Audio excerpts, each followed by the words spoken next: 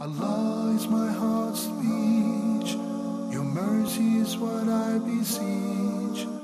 Keep in my heart your remembrance, and in your deen allow me to advance. Help me in my quest. Permit me to pass the ultimate test. Help me in my quest. Permit me to pass the ultimate test. Bismillah, alhamdulillah, salatu wassalamu ala rasulillah wa ala alihi wa sahbihi wa man wala. In the name of Allah, all praise be to Allah, and may blessings and peace be on the messenger of Allah, the last messenger, Muhammad sallallahu alayhi wasallam, and his honorable companions and family. Dear viewers, assalamu alaikum wa rahmatullahi wa barakatuh. This is Hatim al-Hajj. I will be your host today in place of Sheikh Muhammad Salah, who is your regular host at Ask Huda, and inshallah he'll be with you from the next episode. And I hope to do a job as close to good as he does. And I will we will be receiving your questions at two phone numbers here, as well as the program's email. The numbers are 002-023-8555-248. They will be showing from time to time on the screen here. The other number is 9 instead of the 8 at the end. The email will be ask@huda.tv. ask@huda.tv. We will start by taking your questions. And whenever we have a chance to cover some of the pending questions from the last episode, we will do that inshallah as well. Maybe we'll start with one of the questions that we had from the last episode, and I'll start in the order the questions were received. I have a question here from Sister Halima from Nigeria, which says, is it permissible to attack people in their places of worship if we are not at war with them? The question may some of you may think it does not warrant like an answer, because it is almost a given that you don't. But sometimes you do need to clarify those issues, and you need to confirm that which is considered a given by some may not be considered a given by others. Certainly, if you're not at war with people, you do not only not attack them in their worship places, but you just not attack them in general. So it is not just a matter of where, it is a matter of, in principle, you will not attack those people that you are not in a state of war with them. And when are you in a state of war with the people? When it is a justifiable war, but that's a totally different issue, and it may require an episode by itself to talk about the details of when is a war justifiable. I think we are having a phone call here. Abdul Wahid from Canada is our first phone call. Yes, Brother Abdul Wahid. Yes, brother. Go ahead, brother. Assalamu alaikum. Wa alaikum assalam wa rahmatullah. Yes, I have a couple questions. The first one, it is allowed to file bankruptcy. The second question is, my wife is a convert, so I want to know what is the ruling regarding her family drinking habits. Drinking? And drinking habits, like the people drink, like you often. So drinking where are they drinking? Yeah, well, they are drinking alcohol, as you know. At your home, I mean, they drink alcohol at your home, or where? Well, it's like, when you go to them, like they invite us, we go to them and then they start drinking sometimes, so which is, I disagree with, and I but my wife wants to know what is the ruling about this. Like, what is I know that it's there is a hadith which would say, like الخمر حرام حامله وبائعه, but he wants to get from you the answer. Sure. Inshallah. Okay, brother. Jazakallah khairan. Well, as for the first question, is it allowed to file bankruptcy? It depends. Bankruptcy has a basis in Islam. In Islam, when someone has been afflicted by loss of his assets, loss of his capital, and he has debts, that person is actually given some sort of concessions that do not apply to other people. In fact, Jabir reports that a man has been afflicted by some major hardship, financial hardship that sort of annihilated his assets. He bought crops and he lost on those crops a great deal of money. His assets were wiped out.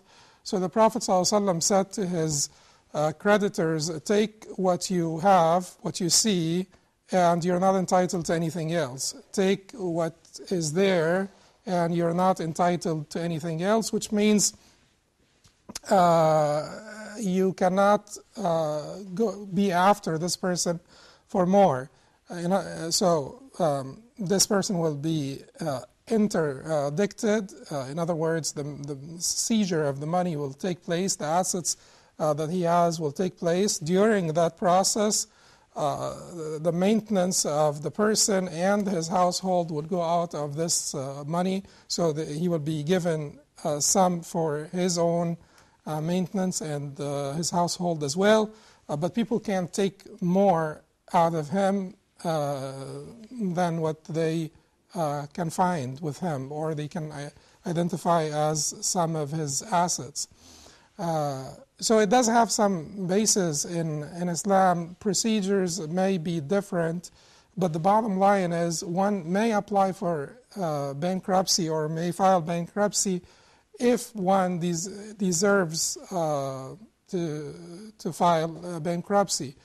So in other words, if you do this as the process tells you, you do not cheat, you do not lie, cheating or lying applies to writing as much as it applies to speech.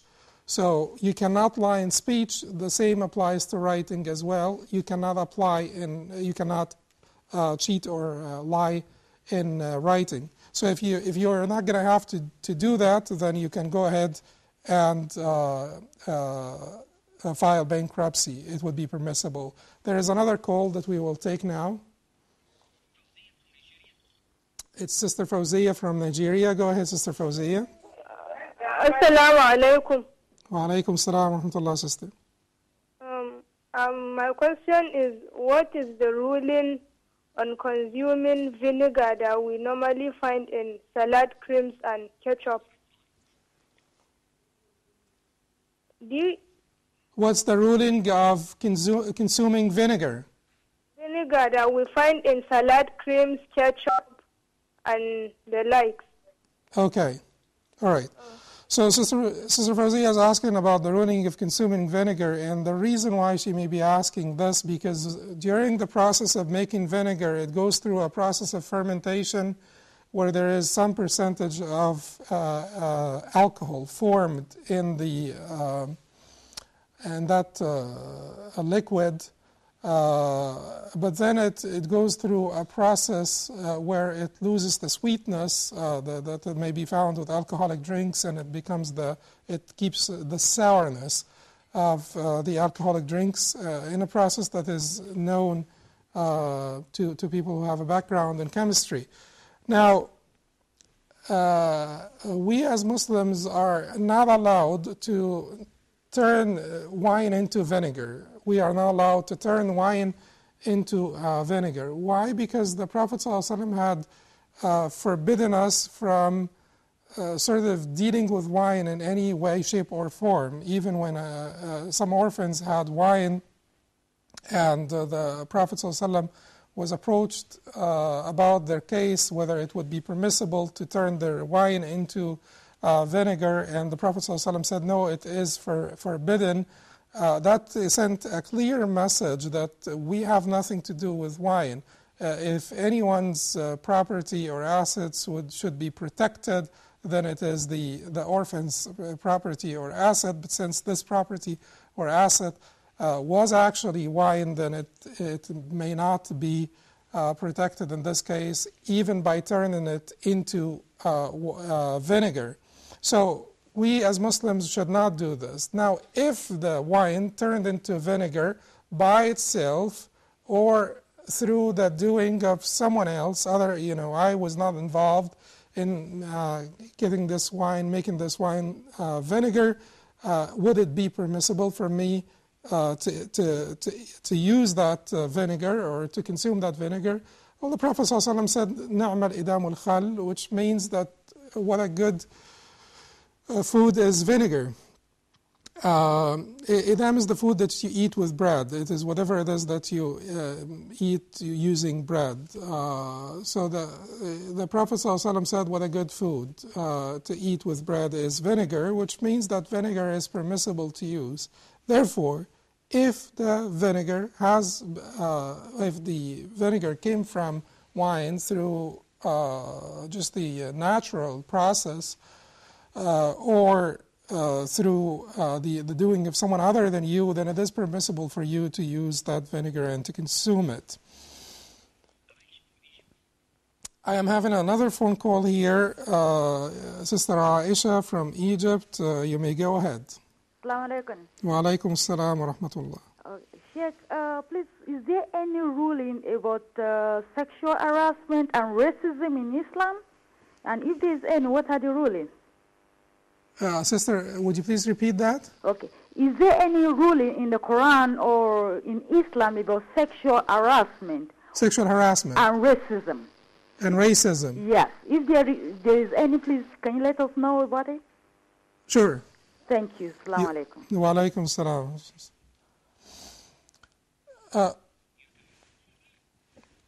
Well, I think the question from Sister Aisha here from Cairo is about sexual harassment and racism, and if there is a ruling in the Quran or Sunnah or in the Deen about sexual harassment and racism.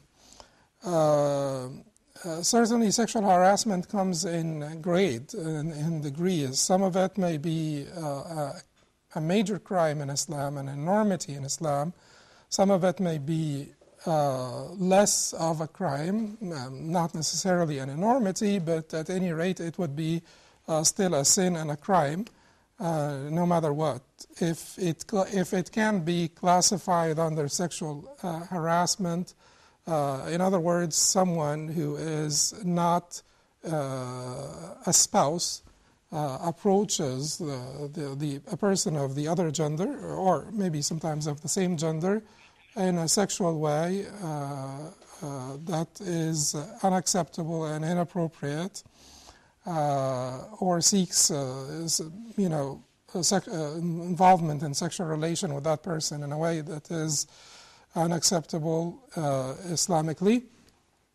So certainly that is completely forbidden. If it is forbidden to look for a second time out of temptation or with desire or with lust, to have a second look at a person of the opposite gender if you have lust, and many of the scholars said even without lust, just a second look would not be permissible, because the first look, everybody does that, because if you're walking in the street, you're not going to be able to look down all the time.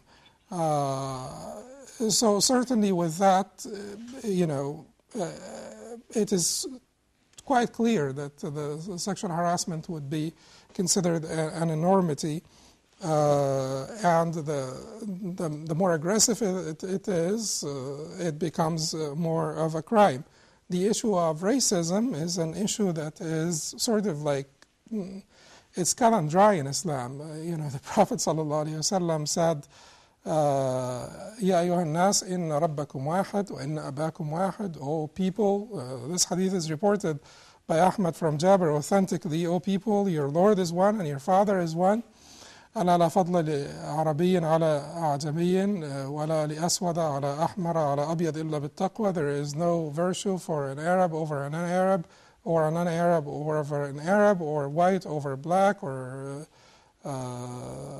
black over Oriental, except through piety. And then the Prophet ﷺ recited the verses in which Allah subhanahu wa ta'ala said, يا أيها الذين آمنوا إنا خلقناكم من ذكر وأنثى وجعلناكم شعوبا وقبائل لتعارفوا إن أكرمكم عند الله أتقاكم. O you who believed, we have created you from a single male and a single female and made you into nations and tribes that you may know one another. Most certainly the most honorable of you in the sight of Allah is the most pious. The Prophet ﷺ went to the extent of saying to someone who made a racial slur against another one of the Sahaba, إِنَّكَ امْرُؤٌ فِيهِ جَاهِلِيَّةٌ. You are a man that has jahiliyyah in him. And jahiliyyah is the pre-Islamic disbelief, a pre-Islamic system of disbelief. It means ignorance, pre-Islamic ignorance, or a pre-Islamic system of disbelief in general. This was said to a Sahabi that was one of the honorable Sahaba, but since the violation was a huge violation, the Prophet ﷺ felt that the exhortation or rebuking him now has to be in a very strong wording, or has to take very strong wording.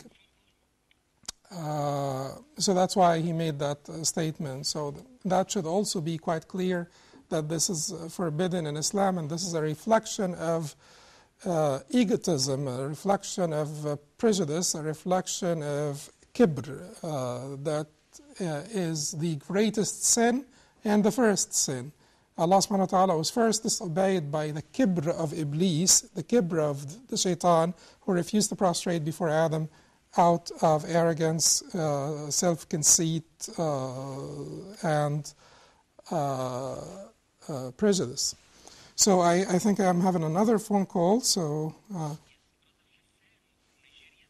I have Brother Hassan from Nigeria. Welcome, Brother Hassan. Go ahead, brother.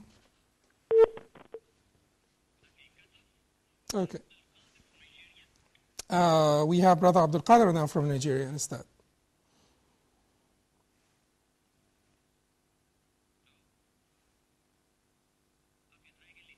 Okay.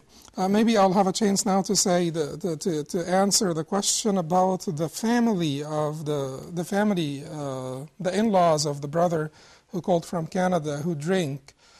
So he said that his wife is a convert and his in-laws drink, and I asked where do they drink, because if they drink at their home, then I don't know what he can do about this. Aside from giving them dawah to Islam and subsequently to abandoning wine.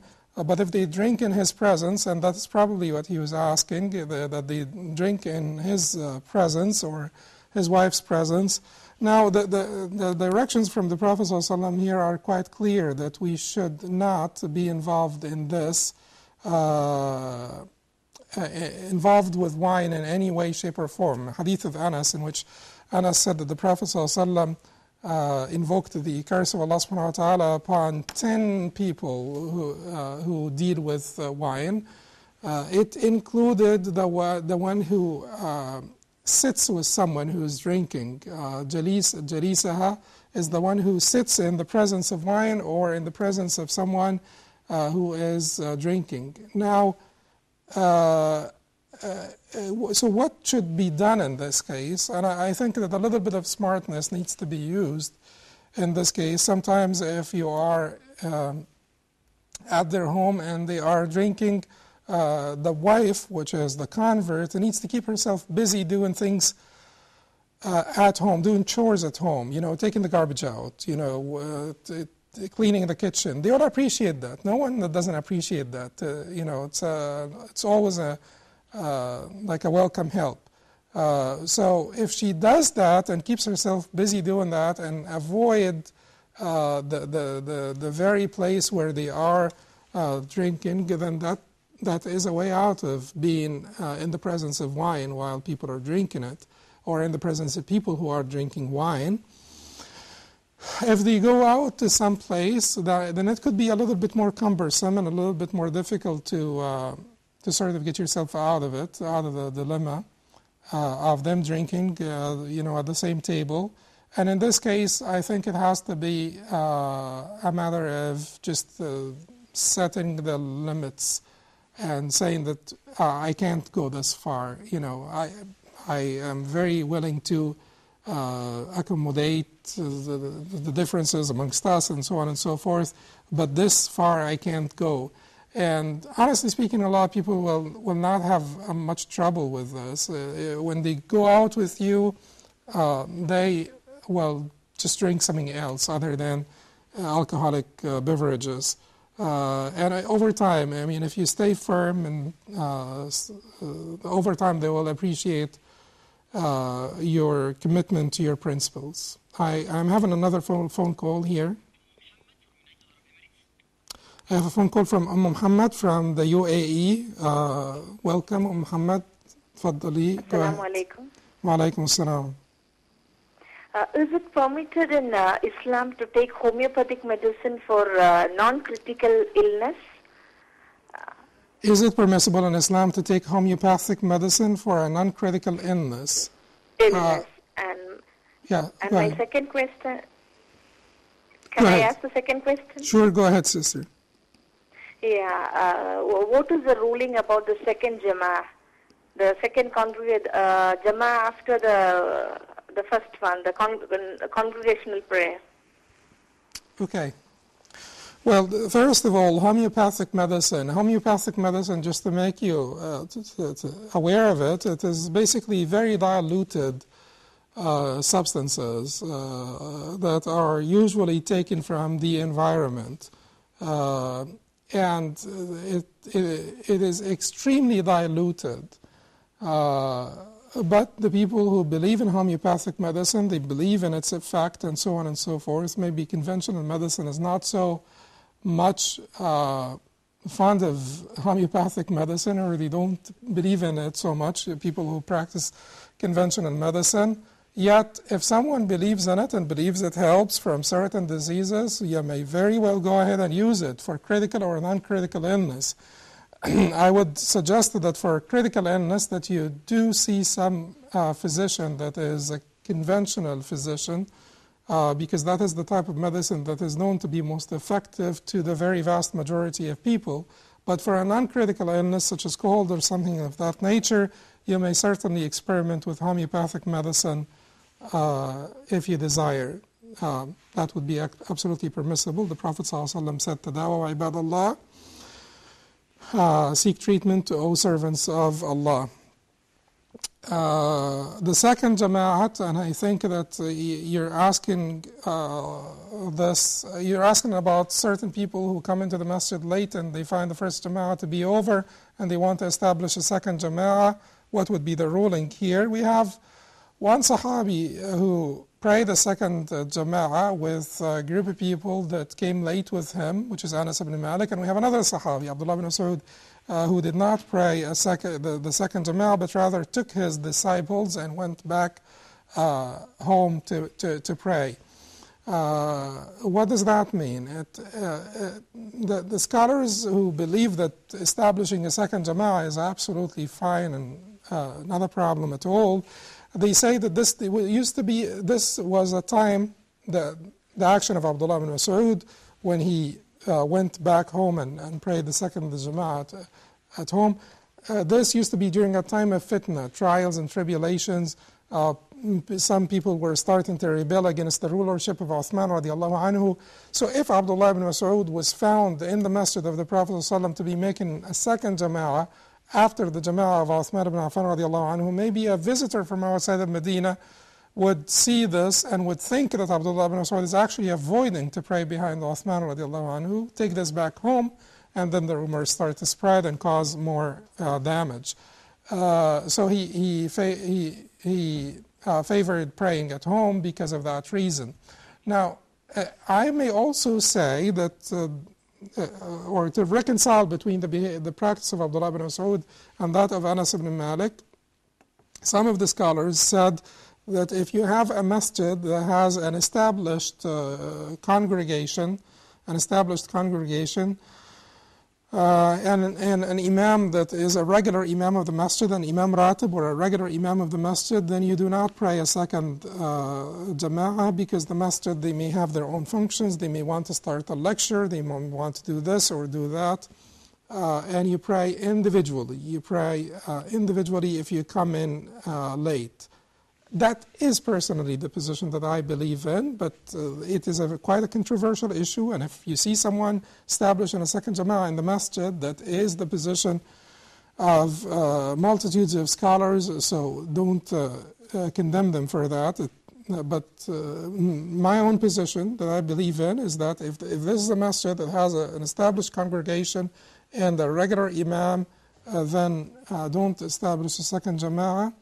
Unless you get like a sort of a clear permission, whether it's ongoing permission or like a random one from the imam of that congregation, and the congregation itself does not feel anything wrong about you establishing a second jama'ah, and you're not interrupting any of their functions, and so on and so forth. In this case, you can have a second jama'ah. I am having another phone call. Brother Abdul Hakim from Nigeria. Welcome, Brother Abdul Hakim. Go ahead, brother. Assalamu alaikum, Sheikh. Wa alaikum assalam wa rahmatullahi wa barakatuh, akhi. I have two questions, inshallah. Yes, brother. Number one, is football forbidden in Islam? Football? Yes. Is it forbidden in Islam? Like soccer? Yes, soccer, yes. Okay. The first question. Can I give you the second question? Go ahead, akhi. My father has a business, and after his death, must we all divide the business into pieces, or can we divide it in terms of shares, and a particular member of the family continue running the business, while after a year we can share the profit? Hello? Okay, can you repeat that? I'm talking of inheritance in Islam. Inheritance, okay. Yeah. For somebody's father who has a business, a going business, and is now dead. Okay. Must we divide the asset into pieces, or can we put it into shares and give every person who is entitled to the inheritance a particular percentage that is due to him? And a member I think of the family brothers, I think that they got your question, so I will answer the question, inshallah, after the break. I'll take the football one now, and I will answer the other one after the break, inshallah. Football is not haram in Islam. Soccer is not haram in Islam. Soccer would be haram if it leads to haram. So if it keeps you away from your prayer, then until the time of the prayer goes out, then it is haram. If any sport per se requires the performance of something that is haram, then it is haram. If it keeps you away from something that is wajib, then it is haram. But in general, if it does not require you to do something that's haram or keep you from something that is wajib, then sports in general would be permissible, including soccer. I have another phone call. Yes, Sister Aisha. Assalamu alaikum. Go ahead, Sister Aisha. Assalamu alaikum. Welcome, sister. Go ahead. First, I have 3 questions. My first question is, I want to know if it's allowed in Islam to tie your hair by.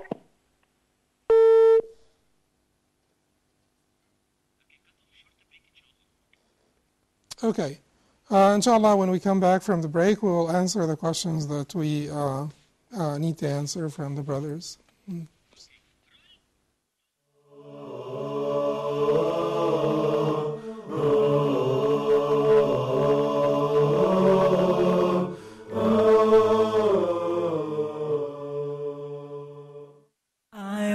said that The Straight Path.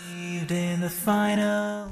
It's an ayah that we recite every day, in every rak'ah, in every salah. Ihdina as-sirata al-mustaqim.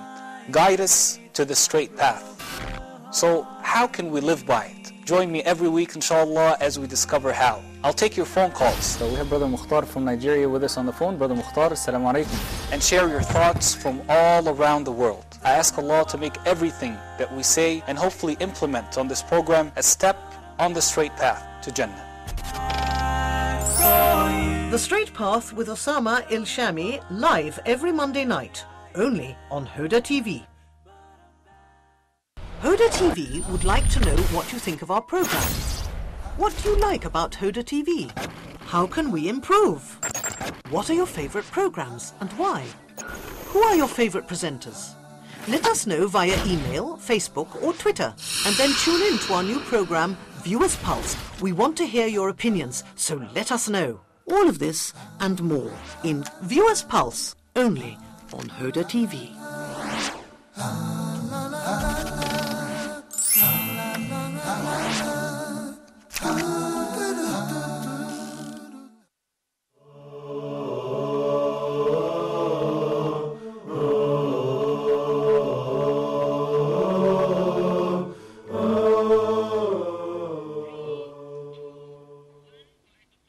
Assalamu alaikum, welcome back.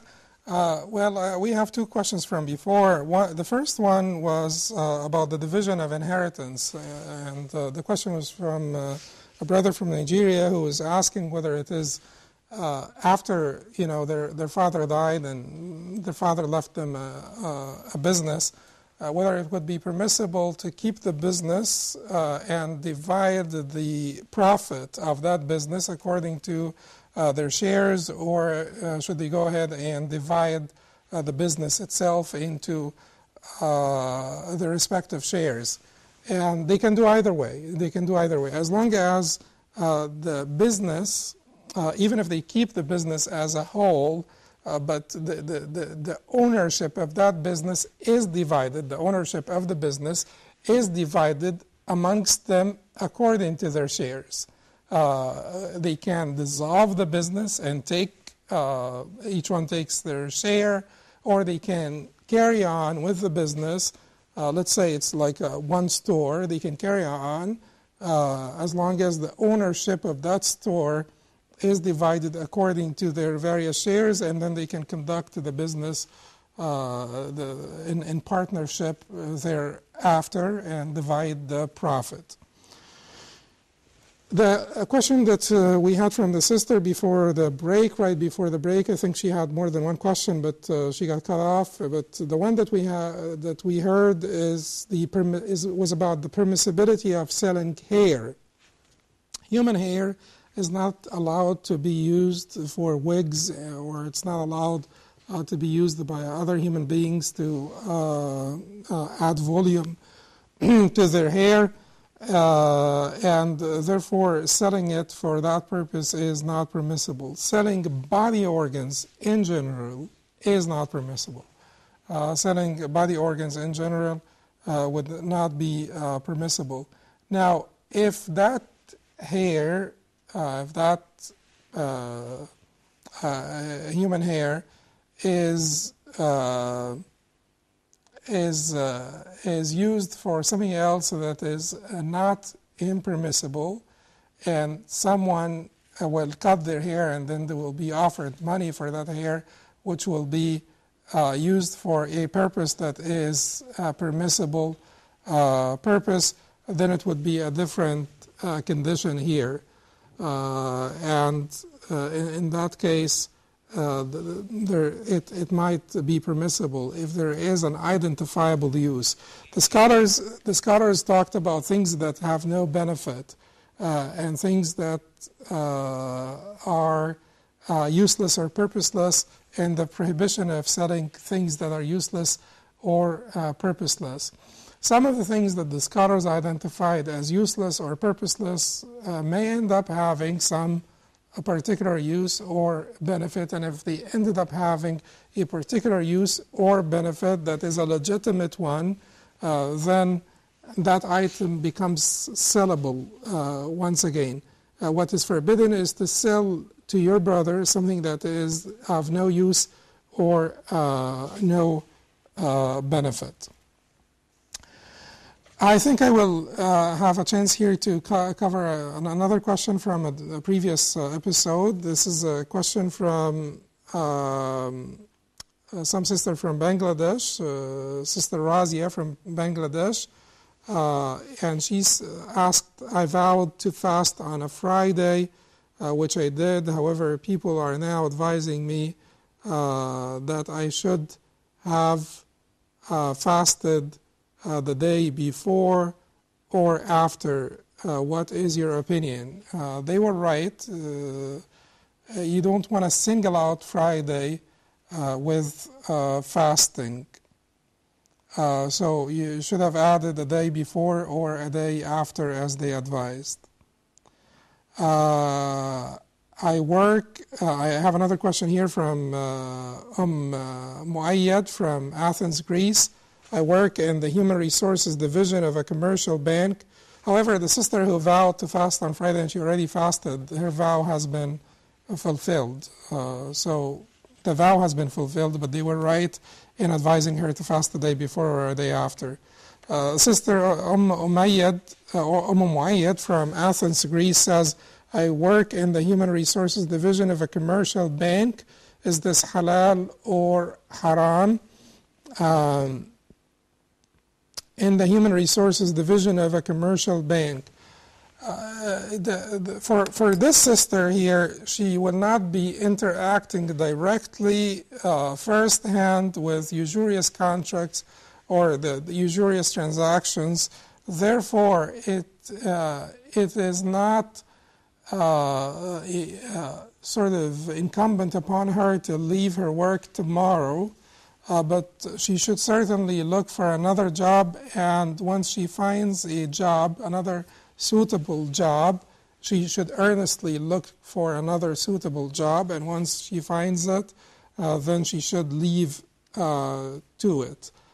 Yet, since she is not directly involved in a transaction that is a usurious transactions, she may still work in her bank if she does not find another suitable job despite looking for one. And why does she need to leave the bank in the first place if she did find another suitable job?